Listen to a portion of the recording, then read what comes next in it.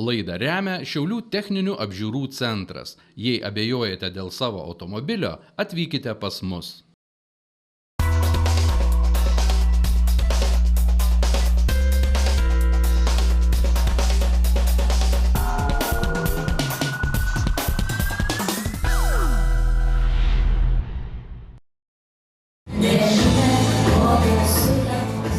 Gyvenimas žmogui teikia daug galimybių, svarbiausia tinkamai jas išnaudoti.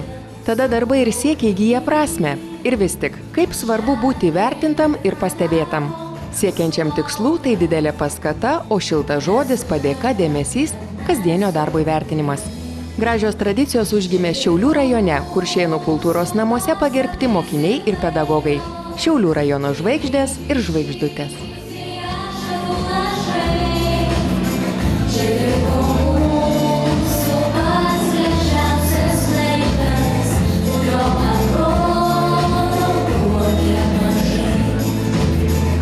Visus metus vyksta labai daug olimpiadų, konkursų. Mūsų mokiniai aktyviai dalyvauja ir švietimo centro organizuojamuose renginiuose, ir tarptautiniuose, ir respublikiniuose. Tai vat ir kilo tokia idėja, kad reikėtų vis dėlto juos sukviesti vieną būrį, pasidžiaugti jų laimėjimais, tiesiog parodyti jiems dėmesį ir tarti nuoširdų ačiū už jų visą darbą. Tai šiandien turime apdovanoti 340 akademinių, meninių ir sportinių pasiekimų nugalėtojus, prizininkus ir 160 jų mokytojų. O čia vat juos ir visa rajono švietimo bendruomenė, ir politikai, ir vadovai vat atkreipia dėmesį, pasveikina ir mes taip labai gražiai užbaigiam mokslo metus. Aš galiu tik pasidžiaugti iš tikrųjų, kad ir rajonas, ir rajono vaikai, ir mokyklos sugeba susiorganizuoti tokį renginį, pirmoje vietoje, padėkoti švietimo centrui už tokį organizavimą ir sugebėjimą sukviesti tiek daug žmonių. Ir savaime aišku, kaip ir kiekvienas miestas, kaip ir kiekvienas rajonas, kaip ir kiekvienas Lietuvos gyventojas, taip ir mes turime kuom pasidžiaugti. Ir savo olimpiadininkais, ir sportininkais, ir moksleiviais. Ir būtent šiame renginyje bus visi šie žmonės apdovanoti įvairiausiais diplomais, pagyrimais, kad taip pat studentai, būsimieji, mokiniai turėtų iniciatyvą toliau mokytis, stengtis, siekti pasiekimų įvairiausių sporto, meno srityse ir mokytis ir būti mūsų rajono pažiba ateityje. Norėčiau padėkoti ypatingai mokytojams, kad jie sugeba mokinius išlavinti, išmokinti visų dalykų mokslo ir pasiekti tokių gerų rezultatų, nes kiek esu lankęsis mokyklose, kartais mokytojai, labai dažnai mokytojai imasi įvairiausios iniciatyvos, netgi neatsižvelgdami į mokyklos kažkokios nurodymus ar kitas procedūras. Jie daro daug visokių užklasinės veiklos, stengiasi mokinius organizuoti, kviesti po pamokų ir kad kuo daugiau mokiniai dalyvautų įvairiausioje savo sportinėje, visuomeninėje veikloje. Todėl noriu tik pagirti ir padėkoti jiems, pedagogams, kad jie taip sugeba ir stengiasi dėl mūsų vaikų.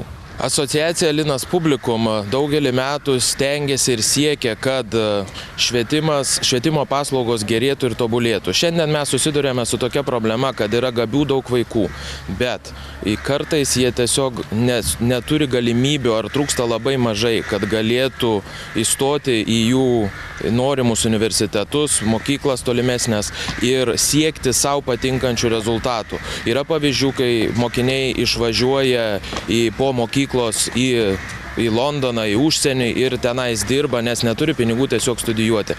Ši iniciatyva asociacijos yra įsteigta tam, kad būtų galima tokius mokinius išlaikyti būtent Lietuvoje ir kad jie galėtų, bent jau maža dalim prisidedant mūsų asociacijai, galėtų mokytis Lietuvoje ir likti, dirbti Lietuvoje. Būtent toks ir yra pirminis tikslas, kad mes asociacija kažkaip tai motyvuotų tą mokinį, kad jisai galėtų džiaugtis Lietuvą, galėtų čia išsilavinti, galėtų baigti universitetus ir tikėtis, kad jie čia ir liks dirbti, nes dabar emigracija labai stipri ir buvo iš to kilo visos tos mintis, kad pasistengti kažkaip tai išlaikyti savo studentus, savo mokinius, savo protus Lietuvoje. Iš kiekvienos mokyklos, gimnazijos tie, kurie turi abiturientus, kurie baigė dabar jau ir stos universitetus šiais metais, tai yra atrenkama po 3 ir yra sudaryta iš mokytojų, iš kiekvienos mokyklos atstovų komisija, kuri vertins kiekvieną kandidatūrą. Tai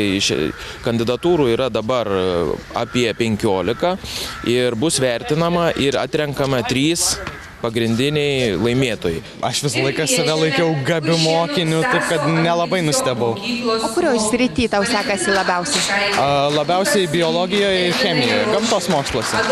Ar su tais dalykais sieji savo būsimas studijas? Taip, ketinu studijuoti biochemiją. O ką tau reikštų parama?